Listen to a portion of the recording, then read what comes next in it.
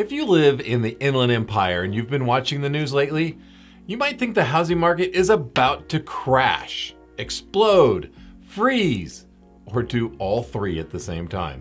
But when we actually look at the data, especially what's happening here, the story's a lot more stable. And today we're going to break down what's really happening in the housing market heading into spring 2026, and what it means if you're buying or selling in the Inland Empire. Let's start with something a lot of people noticed. Housing activity slowed down at the beginning of the year. January 2026 saw a noticeable drop in home sales. And here's the key thing to understand. That slowdown may not have been a housing problem. Nationally, it was largely weather-related. Severe winter storms across much of the country disrupted closings and slowed activity. Basically, when half the country's buried under snow and ice, people aren't exactly scheduling home tours. But as weather conditions normalized, housing demand began to rebound. And so the takeaway here is simple. January looked slow, but it may have been weather noise, not a market trend. Now let's talk about something that always happens this time of year. Spring inventory. Every year, the number of new listings jumps in March, April, and May.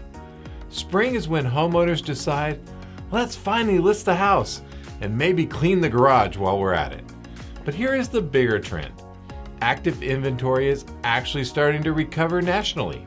The number of active listings in February 2026 is higher than the past several years.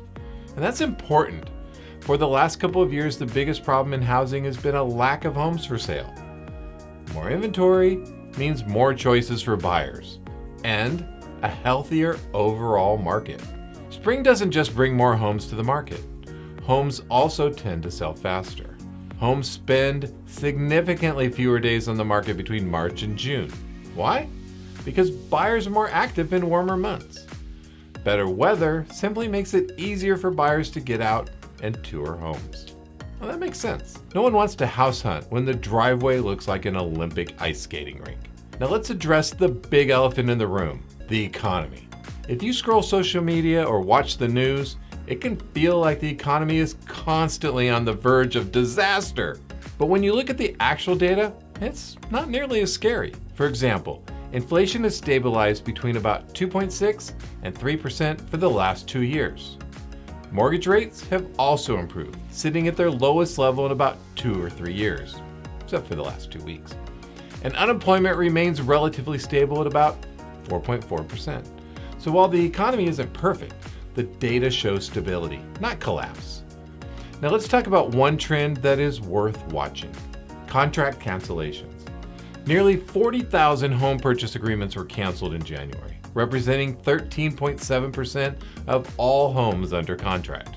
And that's the highest January cancellation rate recorded since 2017. Interestingly, one of the metros with the highest cancellation rates is Riverside, California. So why are more deals falling through? It largely comes down to one thing. Buyers now have more choices.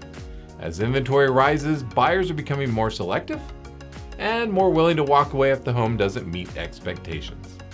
And inspections are playing a big role in those decisions. This chart highlights the most common issues that cause deals to fall apart, and they include structural issues, roof problems, plumbing or electrical concerns, HVAC failures, water damage, or mold. Basically, the days of buyers waiving every inspection and buying homes sight unseen are mostly over. So what does this all mean for the housing market right now?